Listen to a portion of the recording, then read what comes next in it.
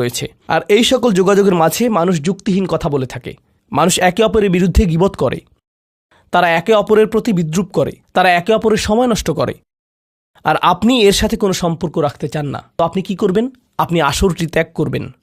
কিন্তু আপনি প্রথমে একটা লেকচার দিবেন না যে এগুলো সবই অর্থহীন, তোমরা নিজেদের সময় নষ্ট করছো, আস্তাগফিরুল্লাহ, আমি তোমাদেরকে আল্লাহর দিকে ডাকছি এবং তওবা করতে আহ্বান জানাচ্ছি, তোমরা এই ভিডিওটি দেখো, আমি এই আসর ত্যাগ করছি না। অথবা আপনি কোনো পার্টিতে রয়েছেন আর বললেন, আস্তাগফিরুল্লাহ, তোমরা সবাই গীবত করছো, আমি এখান থেকে চলে যাচ্ছি।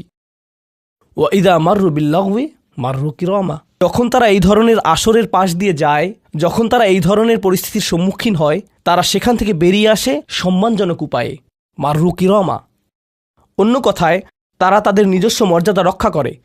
তারা এমন অবস্থায় পড়ে না যা অন্যদেরকে এবং তাদের নিজেদেরকে অপমানিত করে। আর এই প্রক্রিয়ায় তারা অন্য কাউকে খারাপ বোধও করায় না।